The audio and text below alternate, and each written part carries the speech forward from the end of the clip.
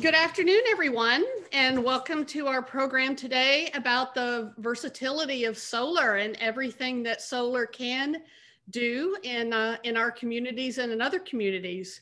I'm Kay McCall. I'm the Executive Director of the Renewable Energy Alliance of Houston. The Renewable Energy Alliance, which we call REAL Houston, was launched last year, and we work to connect those people and companies working in the energy transition in Houston or connected to Houston. We've also been working to provide content for people who maybe aren't in that space yet, but are interested in it either for their career or for their business. Today we have a great panel. I want to just go ahead and kick it off by handing it to Eben Clark, our moderator. Take it away, Eben. Thank you, Kay. Hello, everyone. My name is Eben Clark. I'm an attorney with Baker Hostetler, and in pre-COVID and coming post-COVID times, I split my time between Denver and Houston, hence my relationship with Real Houston, and I'm a board, of which I'm a board member. And I want to thank Real for facilitating this and asking me to moderate. These are a lot more fun we can get together, but I do take some comfort that I know some of you are sitting on your couch in sweatpants and not wearing a tie or a skirt. So in any event, enough out of me. We will move ahead. I'm going to ask the panelists each individually to introduce themselves and say a little something about their organization, and then we'll get into the framework of the talk. So I'm going to throw it over to Tatiana, if you would. Hi, everyone. Yes, my name is Tatiana Stein. I am a project development manager with Ørsted onshore. We are developing projects all over the US. Most of our bread and butter has been in offshore wind, but we started working on onshore wind and solar and battery storage for the last couple of years. Really excited to be on the panel today, and truly honored to be asked to join you guys. Thanks, Tatiana. Next, I'm going to throw it to Elizabeth Kreger. Sure. I'm Elizabeth Kreger, and I'm a managing director with DNVGL, a global independent engineering firm. In my role, I work with a lot of our global customers in providing strategies and solutions to support the global energy transition. Prior to joining DNV, I worked in similar positions, business development and origination, within the energy and renewable energy groups of several national and global professional service firms. Outside of my day job, I also serve on two boards. One is RISE, Women of Renewable Industries and Sustainable Energy, that is a US nonprofit focused on advancing the professional development of women in renewable energy. And then I also serve on the board of Solar Sister, which is another organization that is focused on bringing clean energy solutions to remote off-grid rural communities in sub-Saharan Africa, leveraging a network of women entrepreneurs. And I look forward to participating on this panel. Thank you, Elizabeth. And last but certainly not least, Rich. And Rich, I think you're muted. The watchwords for our era. Thanks. Good afternoon, everyone. I'm Rich Daver. I'm the Chief Investment Officer of EDPR, North America Distributed Generation. We are a new part of the EDPR team. I was the co-founder of an entity called C2 Energy Capital, which was focused on the distributed generation project finance segment in solar, and we're very excited both as a new part of the EDPR team and to be able to add to the obviously very comprehensive and well-regarded offerings of EDPR, but also I'm a new resident to Houston, so I'm enjoying much nicer weather these days. Great, thanks, Rich. So to kick this off, I thought we would give a specific project or question regarding a project or field to each of the panelists. I want to encourage, though, the three of you to speak amongst each other and ask each other questions, because nobody wants to hear me talk. So we are all here to hear you and tap into your experience and intellect. So again, in no particular order, I'm going to start with Tatiana. Tatiana, our subject today is generally solar its positive impacts on communities and what we can bring by bringing renewable energy to these communities. I know probably many people are aware of the old 300 project in Rosenberg, Texas. We had in our conversation discussion about your interactions with that community and what that project is bringing. And so I just want to throw over to you if you want to speak on the project for a minute. I probably have a few more questions on it too. Sure, yeah. So what we're doing right now in the Fort Bend County area is developing a 430 megawatt solar project. This is on a little bit less than 3,000 acres, a handful of landowners. And we've been developing this project for a little bit over 2 years, and it just went into construction in January. So really exciting for the company. It's actually really exciting for me. I grew up in Fort Bend County. So it's really unique just to be a part of it. You know, in terms of relationships with the community and bringing, you know, benefits to the Fort Bend County area, it takes a lot to get these projects developed. And, you know, you really have to put time and effort in the community that you're building in, as well as explain, you know, the project benefits, whether it's job creation, new tax revenue being injected into the community, going to public services, and also just keeping the whole community engaged and staying transparent as a developer throughout the process. You know, I took on this project in its later stage infancy, and my colleague before me had really set a beautiful framework for me to continue working on it.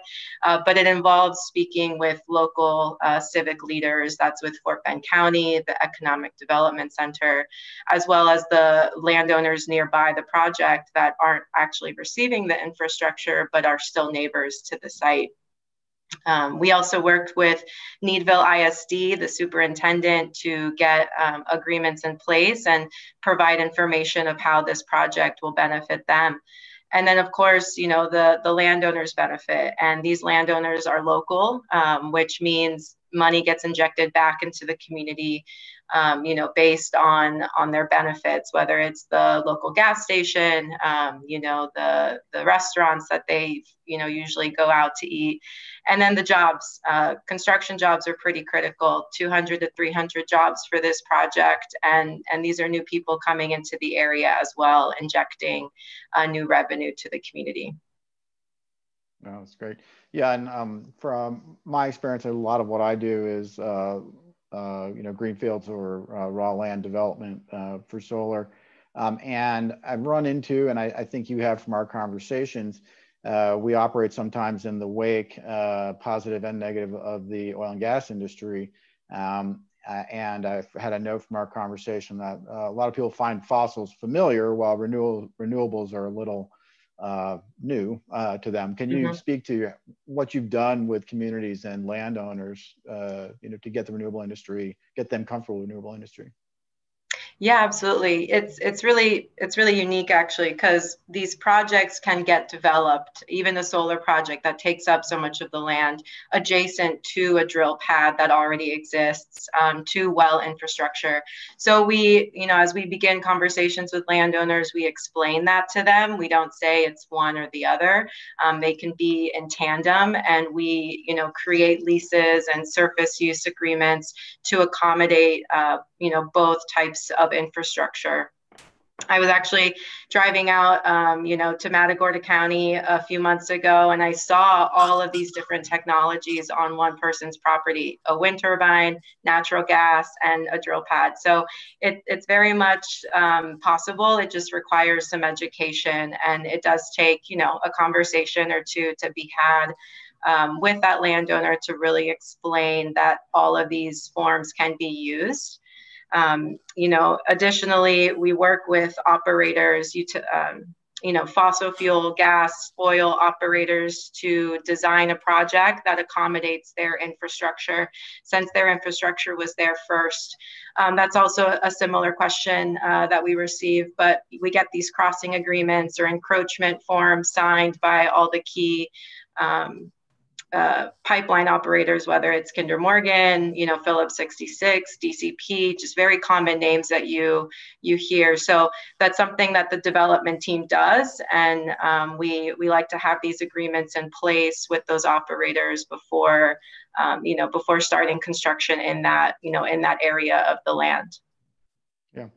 And I have a note. I'm not sure if it was you or Rich, and from our conversations, we're talking about working with A&M and how to operate agriculture and native species in parallel with solar. Maybe you both can comment on that.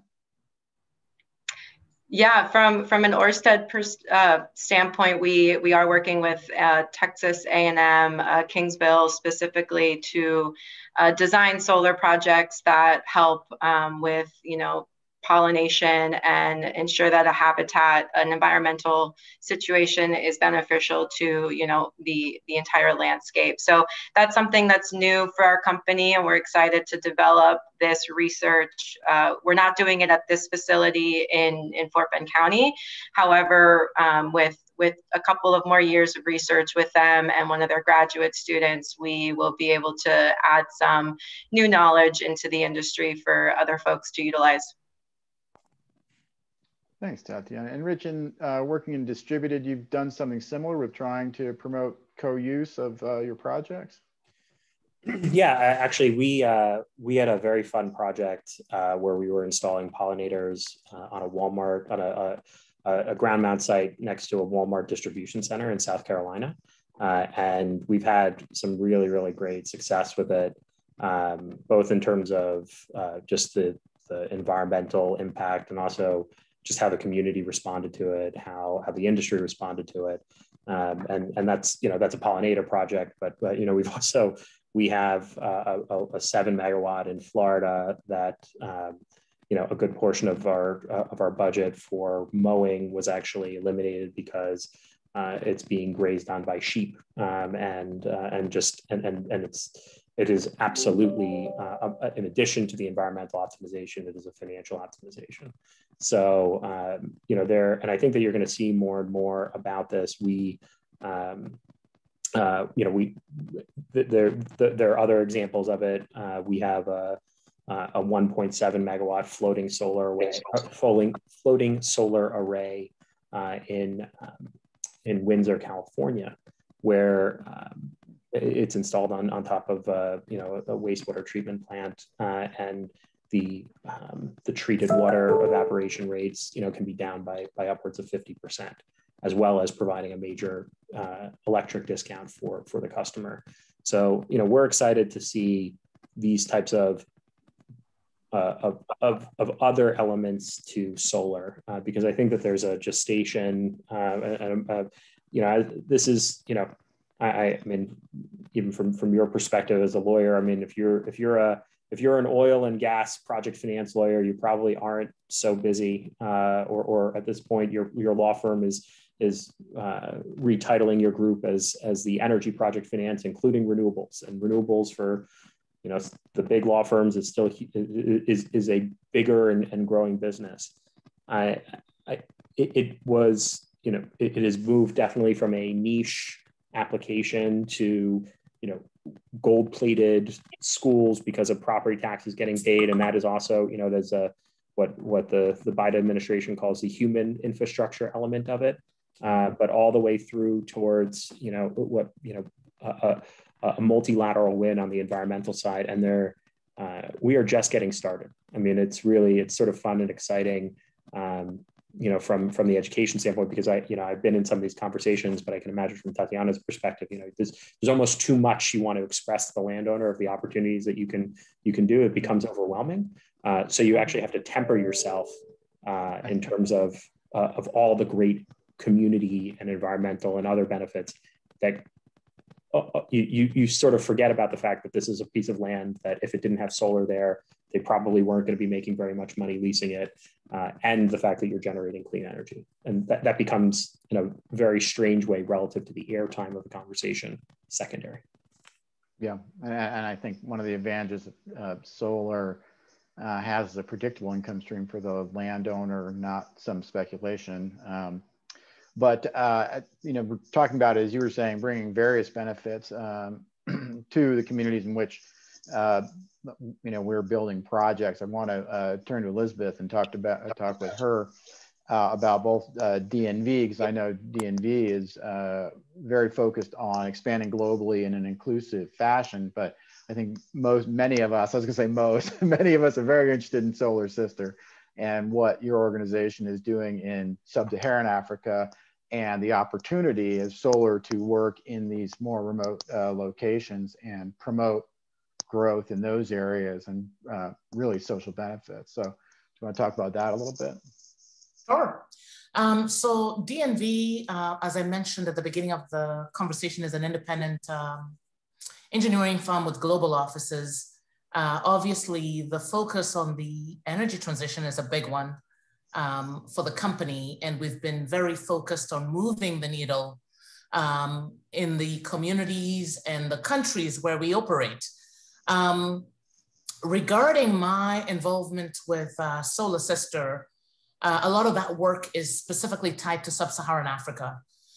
Just to kind of give everybody a bit of a kind of broader context before I get into some of those details, the global community has already committed to making sure that people everywhere have access to affordable, sustainable, and modern energy by 2030.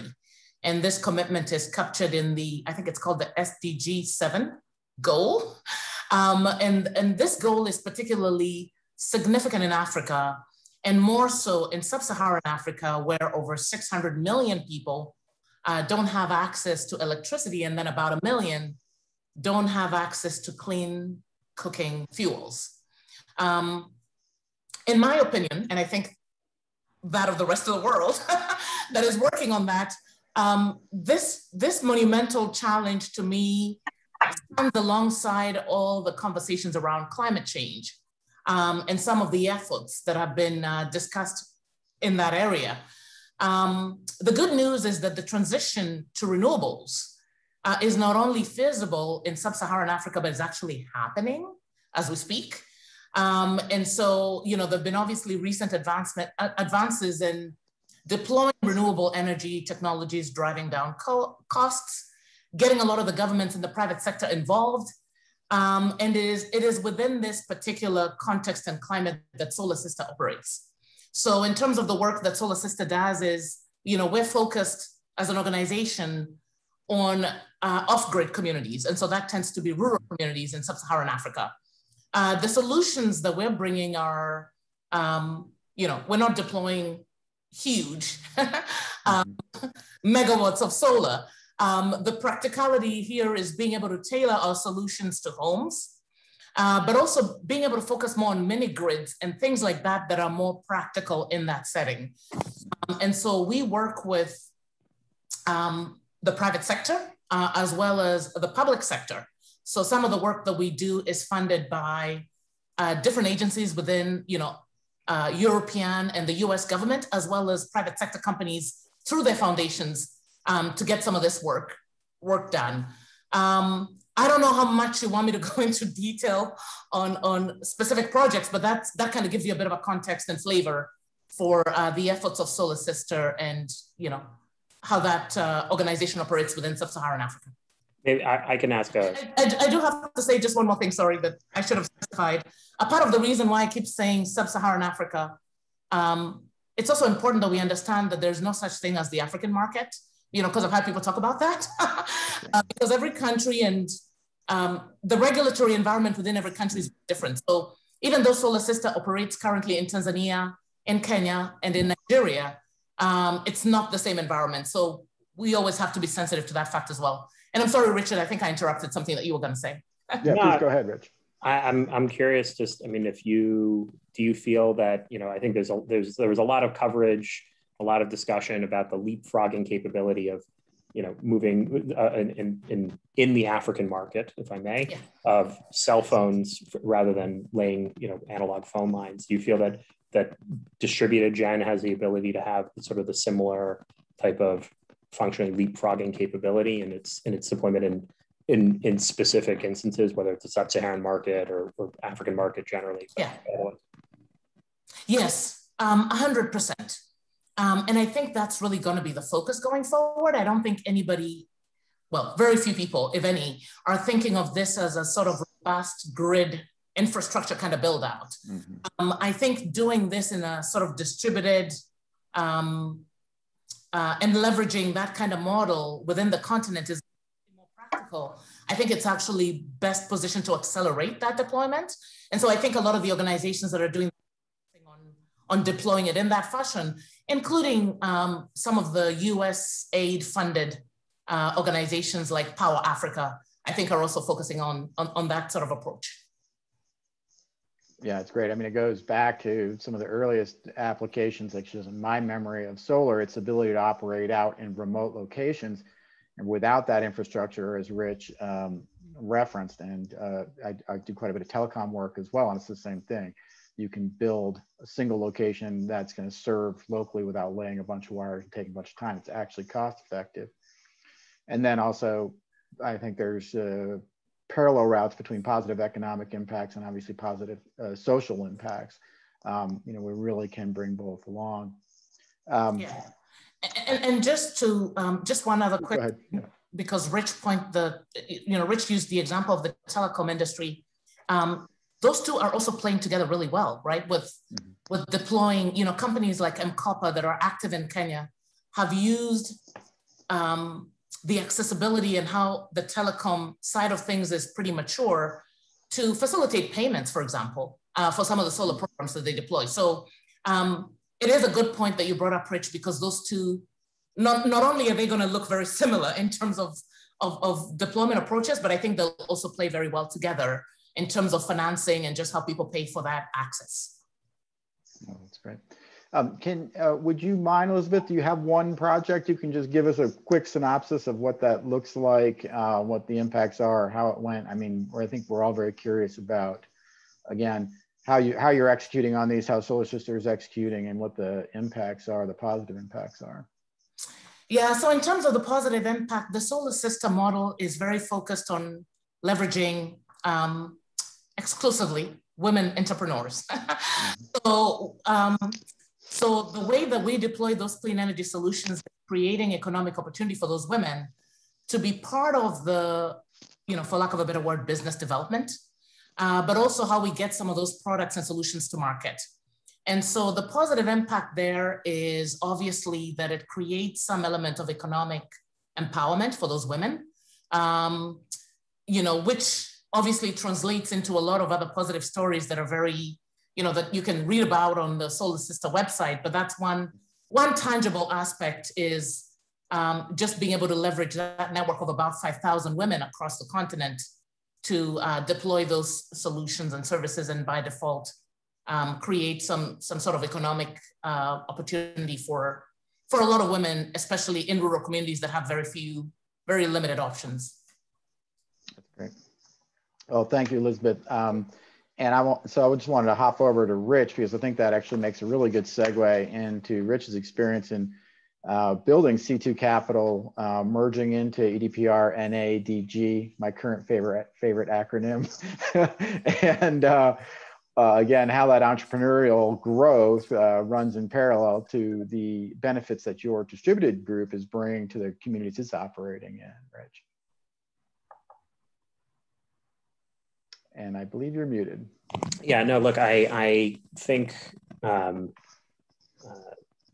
what I would imagine is the unfortunate circumstance for a lot of different developers, but especially developers in market that Elizabeth is talking about is they're probably generally undercapitalized relative to the opportunity and everything else that is going on.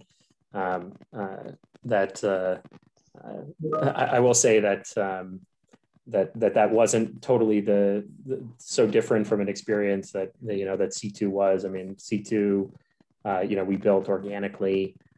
We had, a separate fund for a couple of our projects, but the portfolio and the team that was acquired was funded, through internal organic growth. And so, for me, it's always interesting to see the other side of it. But from the entrepreneurial endeavor, it's exciting to have the opportunity to have a realization for the company, for myself and for Candace's partners, but also for the team. I mean, I think that the team that is part of it is now, you know, from an organization that that was extraordinarily entrepreneurial, problem solving, you know, dealing with being, you know, chronically undercapitalized, to being part of EDPR and benefiting from the systems and the sophistication and everything else is so important. And we knew that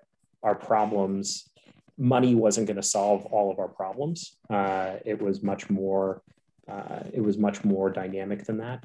It was more about if somebody had given us $1 billion to do DG, that was not, and you know, we had gotten, when we were, you know, evaluating strategic routes for the company, you know, getting private equity money to fund our development platform wasn't gonna do it. You know, we needed better sophistication, better processes on procurement, on engineering, asset management, and accounting, and so many other areas.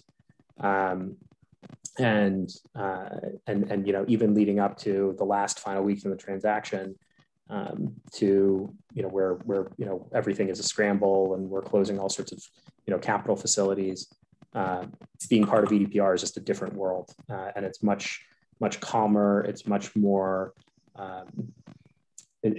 focused on achieving the business plan, which is DG growth, and there's definitely a huge amount of institutional attention to it, which we're quite honored by. You know, you don't expect in your first sort of 6 weeks that you're making, you know, multiple presentations to the executive board of EDP. So that was definitely not what we expected, but it just shows that the company is paying attention and wants to see it succeed. So Candace and I started this from quite literally my kitchen table in a third floor walk up, you know, in Manhattan, to building a team of 30 people and selling it in a you know, multi-$100 million transaction. It's very exciting. It's very humbling. And, you know, we're excited not only about, you know, that realization, but also about what the future holds with them. Yeah, I mean, that's got to be, go ahead, Elizabeth. Sorry, I was just going to ask a question just based on Rich's experience and success and all the different aspects that he just walked us through in terms of, you know, building this company and getting to this stage. One of the issues that comes out of a lot in the US market, and this is kind of still playing around the equity conversation, but really focusing more on this market, is the challenge around representation and diversity when it comes to ownership. And when it comes to equity within our sector. And so I'm just kind of curious and, you know, understanding that nobody has all the answers to this, but what would be your sort of advice? Because I get this question a lot from minority-led and minority-owned companies that are trying to get in as new entrants. And, you know, there's challenges obviously around access to capital, but what would be your advice to the industry and to some of these folks in terms of, you know, kind of moving the needle on that? I mean, look, on an individual basis, I would say my advice is unfortunately not particularly accessible to, the prescription associated with my advice is not accessible to, I think, anybody else, which is, I think it's important to note that I had basically 2.5 failed companies before C2. And I had been working with Candace, who had been a childhood friend of mine from when we were 5 years old. And it was only when Candace became a 50% partner in the business in C2, which is when it was successful. Unfortunately for everybody else, Candace is not on the market for partnership, but that's what I would absolutely prescribe as you know, you should just find yourself a Candace. I mean, look, we, from a diversity, both from you know, diversity, you know, racial, ethnic, and then gender as well. I mean, I think that, you know, we have found at certain points we've had, you know, a better representation on the company, and at other points we haven't. Just admittedly in the DG group, you know, one of my colleagues said to me, that, that I went to New York for the first time in about 6 months, and we were sitting around a table together, seeing everybody, and at a table of 10 men, there were 2 women, and that's really bad. And one of the one of my colleagues said to made a comment about it, and it definitely is, I think, important to there can be overall corporate policies, and that's great and that's important. But what I'm very happy with is that because she made a comment and because she feels that she is in an environment where she is comfortable making commentary and bringing up those issues, it's absolutely becoming top of mind as we're hiring to basically double the size of the team over the next 9 months. And so I think that there's corporate speak, and I'm not I'm still I still have a little bit of that my own boutique-y type of C2 perspective on it, but there's corporate speak around diversity and inclusion goals, but it is just hard in our sector. It is hard. There are just not that many not white guys. And we made internal commitments. We didn't want to put out statements around Juneteenth last year and everything that was going on with the protests. But I think it's going to have to come not only from a desire to recruit, because realistically there are minorities, right? So I mean, there's a smaller pool from which to recruit. So you have to, I think, focus at the source of the issue, which is increasing the size of that pool and increasing diversity and inclusion and making sure that this is an industry that's known, that wants more people in it. And it's hard. It's hard, and we fail at it all the time. And anybody who I don't know anybody who's succeeding in it, but we're trying. And the way that we're addressing it is by trying to invest in programs that hit it at the source.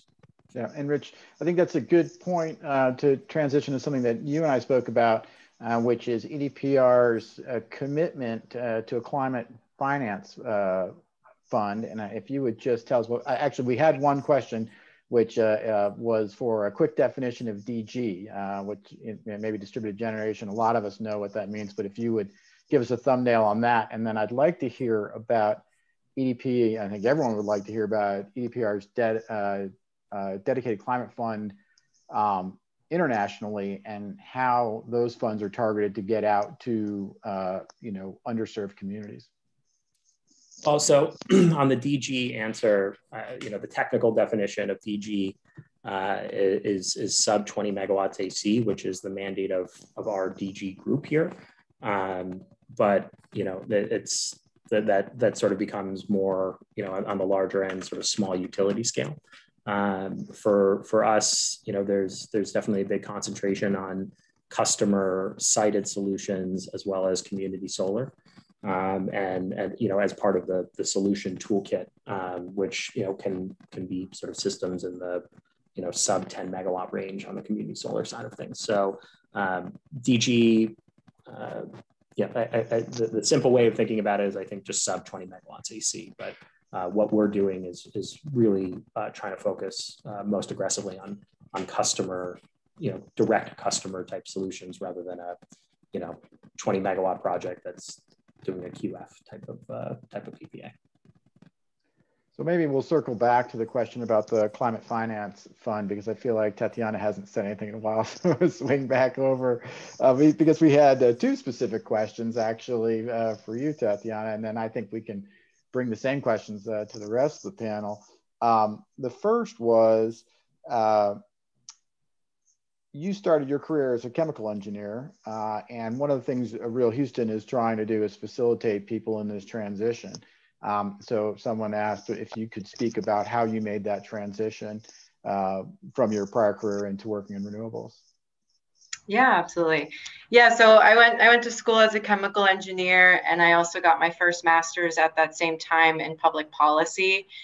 Little did I know that I actually, was looking for my dream job after writing my thesis and doing the research, which was around people's perceptions of wind turbines, social, economic, and environmental perceptions of those. This was in upstate New York, where wind energy was really just beginning, and it was really neat. It was really cool. I had a great mentor, and unfortunately, I didn't know a developer was a job when I was graduating college, and that probably was because of my engineering degree. It just made sense to go the engineering route after doing all of that math and science and physics and chemistry. So I jumped into oil and gas, and with a very good friend of mine who actually used to work at EDPR, he was the one that eventually dragged me over during one of the downturns. So what I used for myself was the combination of a downturn in oil and gas coupled with some experience that I had with my master's in figuring out what my next step was and doing it sooner than later.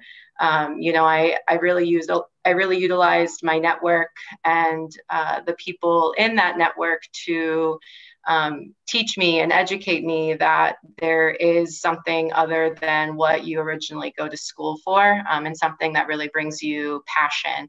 I have always been into sustainability. I initiated recycling at my high school back in the day. Like it's always been part of my environment and my lifestyle.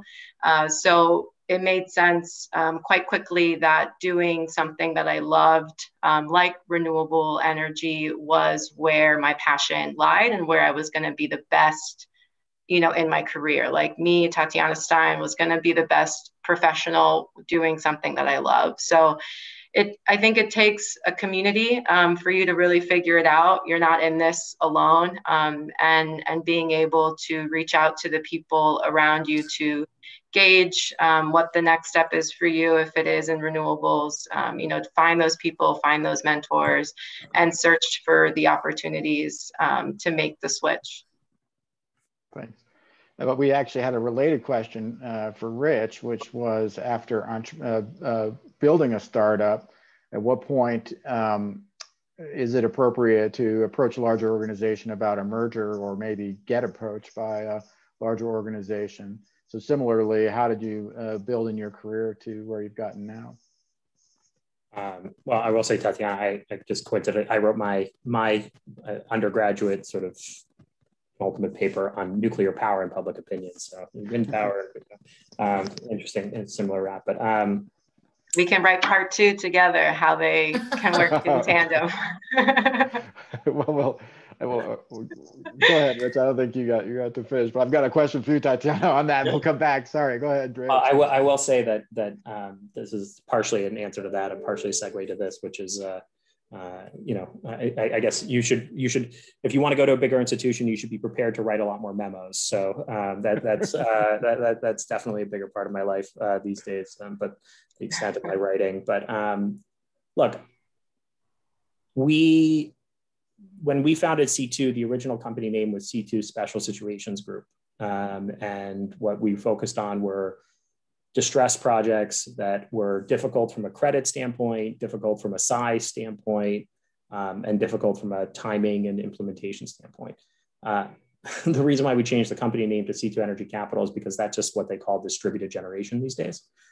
So what was, I described to my wife, I think when we started dating, was what was sort of the dumpster of project finance is now obviously a very sector with a lot of interest. I think that's what we started to see, is that how we were valuing assets on the original side of things. The market just caught up to us in a way that that we're very pleased with. So when evaluating what the right time is to talk to institutional capital, I wouldn't say that we were ready, because we were actually approached by EDPR, and we had been approached by a couple of different players. But I think it was, going back to what I had said previously, money was not going to solve our problems. We had a number of other issues, and when we were getting started and I couldn't raise any money, people would say to me, money is easy, money, you can come by money. What you need is a good product. I didn't totally believe that. What is absolutely the case is that, we had a good product. The analogy I like to use is that, if you're playing baseball coach and you had, two players that both get to first base at the same time, one has perfect form and one has bad form, which one do you choose? You choose the one with bad form because when you teach them proper form, they get there much faster. And I think that was really where we felt we were, what we felt the opportunity with EDPR was. When you're, I think that there's a lot of, now that I'm 8 weeks into this, maybe I'm a little too green in it, but there's a lot of, going from being an entrepreneur and running your own show to being part of a large organization. Number one, it should be made very clear that Candace ran the show more than anybody else as part of everything. And having a great partner, really made that a lot easier. But I think it was what we worked on and we thought a huge amount about was what were the problems we needed to solve and what was a partnership and linking up with any group going to do to solve them. And that's really what made the difference in who we chose and why we decided to do what we were doing when we decided to do it. Yeah, I think that's a good segue, because I would like to ask Elizabeth sort of the same question. We both Tatiana and Rich have addressed sort of their pathway to where they are now in renewables, and if you had something similar with your path to where you are today. So mine was a little bit less conventional, just in the sense that I sort of worked in all the other energy sectors before renewables. Yeah. So, and some of those decisions were propelled by events, some of which will be very well understood in the Houston area, because earlier in my career, I worked on the power and utility side with a little known company called Arthur Andersen. And then there was that little incident with Enron. A lot of us suddenly had to look for new opportunities, all 85,000 of us. So I think there was an element of just being propelled into a different direction. And what I did was intentionally take that opportunity to explore a different area of energy. So after working on the power and utility side with Arthur Andersen in a consulting capacity, I then got involved working on the oil and gas side at the time with Marsh & McLennan. And so that was a little bit more focused on not just the insurance part, but also the risk management piece of it. And then, the opportunity came around to then pursue an opportunity within the renewables space, which I thought again would enhance my overall knowledge of the sector. So for me, I think part of it has just been the intentional focus on trying to learn more, because I don't look at all those, sometimes there's a little bit of this idea that renewables and oil and gas are not aligned or cannot work together, or, I think a lot of that is fading now. Right. But there was a little bit of that perception at the time. So I think my intention was to just really get as knowledgeable about the energy sector as possible. It did help that I was working in biz dev and origination roles, which I think are a little bit more, offer a little bit more versatility, I guess, than some technical roles within the energy sector. And so, that's, I don't know if that kind of gives a good sense, but that's sort of curiosity got me to where I am, I guess. Yeah. So, that's great. No, and it's really interesting. I laugh because the day will come where people don't know what Lehman Brothers or Arthur Andersen were, and these are things that we never thought would go away. But no, that's really interesting. And sometimes it takes obstacles to propel us forward. And I think some of us are having that with COVID. In fact, things like Zoom. But we did have another question, which I think is a great general question that all of you can chime in as you like and discuss. Is it in your particular experiences and where you sit now, the tools available to you? We've talked about the various barriers to introducing renewables and introducing the benefits. What do you see as actions you and your organization can take, are taking to break down those barriers, penetrate those markets, and bring those benefits? go to it. I mean, we are developing over probably close to 200 megawatts of community solar projects throughout, the Northeast. And I think that one of the big issue with that is getting subscribers and making sure that you have counterparties there. And what we've found, because we have some of the earlier vintage in our portfolio of operating projects that came along with a sale, one of the biggest issues is convincing people that it's not too good to be true. And so I think that there is absolutely an attitude around it for any of these things, right? I mean, an oil, oil is more established, but somebody would come and say, I'm gonna install this well on your land, and maybe you'll get something, maybe you won't, and maybe you're a company that'll be there, maybe you won't. The reality is that it's the same thing from you're offering a landowner an annuity for 25 plus years that is effectively a secured annuity associated with millions of dollars worth of capital investment on their property. So it's always going to make sense to pay that lease, all the way through to the product that is ultimately being offered to end customers, where it's hard to convince people that this is what it is, and I think that. Ultimately, the tax credits have been a very important part of it, and they will continue to be a very important part of it. But the opportunities that are there for clients, for landowners, for everybody that's involved, can in some instances be too good to be true, and I think that hinders a level of adoption. Yeah, that's funny because I've had that conversation a number of times. Where we explain what the lease payments are going to be over time, and landowner says, but my property is worth X, Y, and Z, and you say, you still get the property at the end. And actually have a few larger organizations that are really using renewables and solar in particular as a land banking process, where, okay, we think in 20 years this will have a different value. But let's have Elizabeth or Tatiana, what would you say on that? I think so I kind of look at that two ways. One is from a D&V perspective, obviously, which is bringing our technical expertise to projects that have the ability to do that, right? To move the needle on equity or access. And working with some of our customers that are now being asked to build that into the projects that they're, developing. But the other piece to that is also just using my voice, because I sit on a couple of boards. I tap my network, which I have developed over the past couple of years in the industry, to sort of just put this conversation on the radar around equitable access for low income or underserved communities. And, there's different variations of that.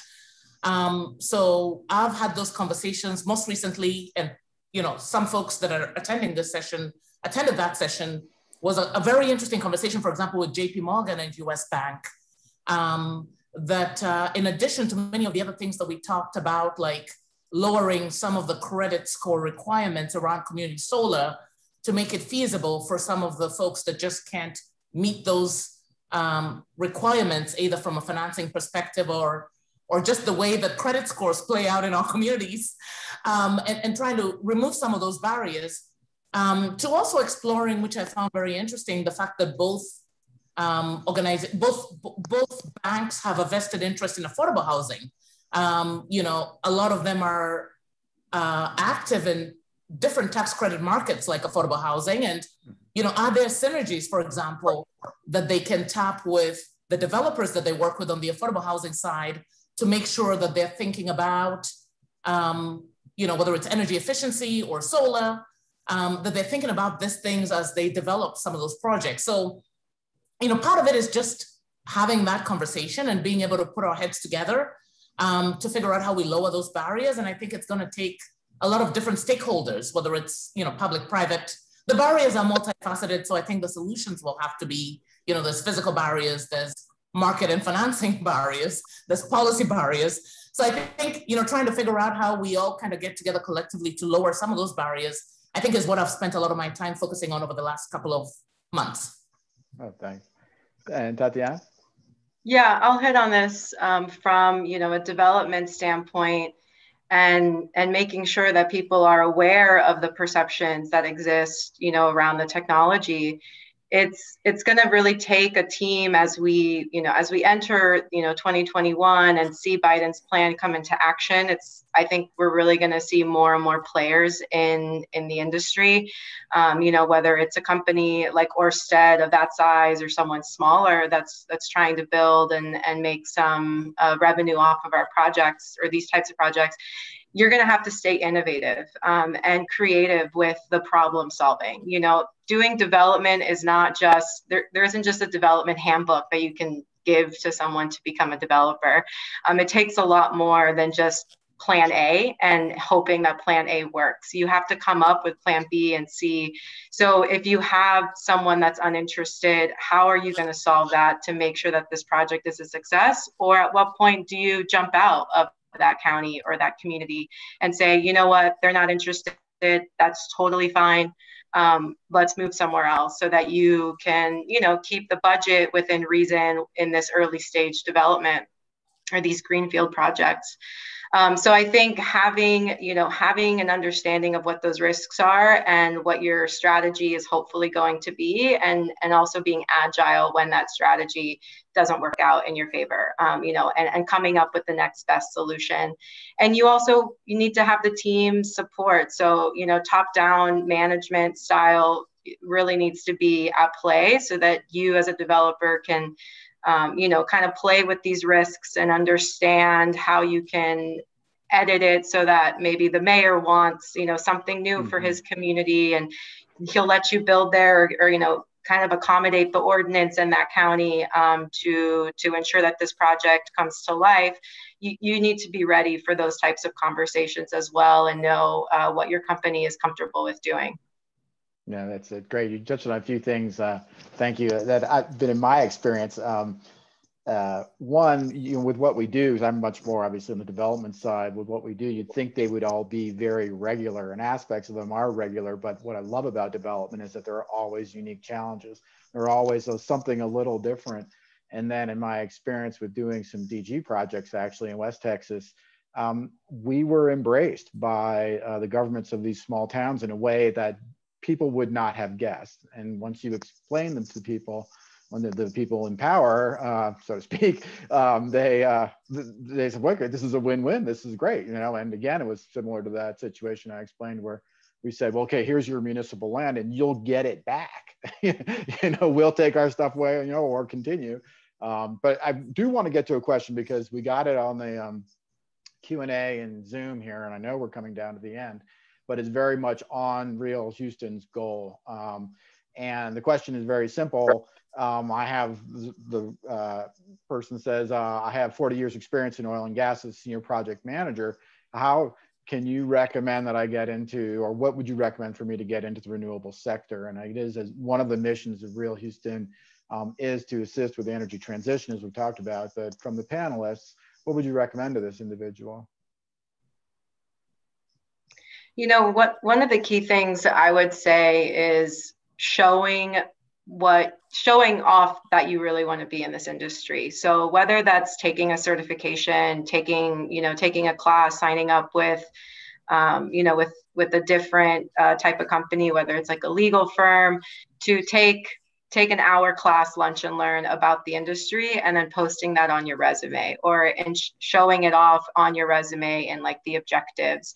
I have given that advice to a lot of people. And, I really feel at this point, the renewable industry game is, there's a lot of people trying to jump in, and it's important to have people with the experience in other industries participating in this transition, but make yourself different. So adding these additional certifications or additional lesson learns that you're showing up and that you're interested, you're truly interested in the change, I think will give you an upper hand.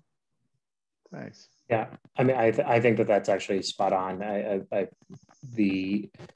I will tell you that as somebody who's hiring a lot of people now, the need to hire a lot of people is a consequence of just things moving so fast and having so much to do. So I absolutely, when you look at a resume that does not have sector experience, you start to think about, okay, well, what is the impact of that going to be on the team to get somebody up to speed?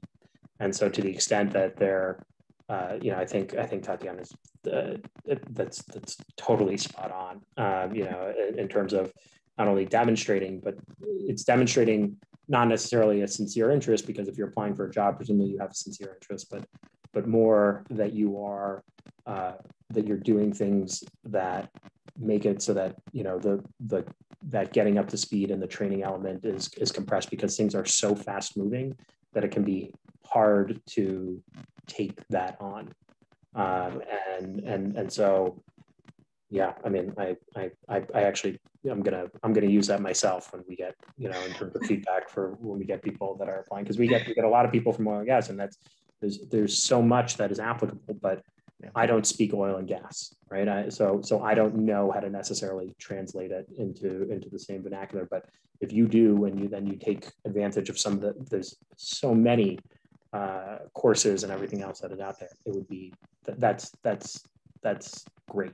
That's a great way of it. And Kay has come back on, which means we're almost at the end, but I want to give Elizabeth a chance. Oh yeah, mine will be short. I just wanted to give the oil and gas side some optimism, which is a lot of transferable skills as well.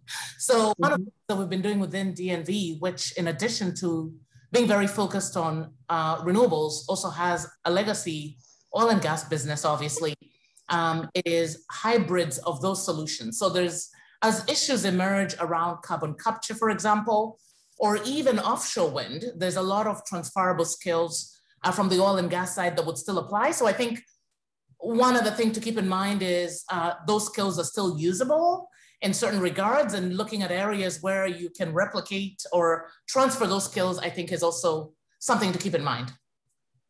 And I make one quick comment, and then I'll turn it over to Kay, because I can see her impatient face is on. But I would say, these two industries are one industry, and we need to proceed together. I'm all in personally on renewables, but we don't need to have this division anymore. Further, I would say, I've been previously involved with HREG and HREN, and we have these events. And whenever we threw these events, live events in Houston, which I look forward to again, we had people from all sorts of industries, even way beyond energy. And it just is a way to get in there, meet people, and when you put a face to a name, it just really, I think, is an advantage. That said, I know that we will be having events, and I want to emphasize that you should all come out to those when we start getting together live again. And I would like to say this has been great. It's been fascinating, just as I had suspected, knowing the three who would be here. So thank you three for joining REAL, and thank you for your participation in REAL. And I will toss it over to Kay.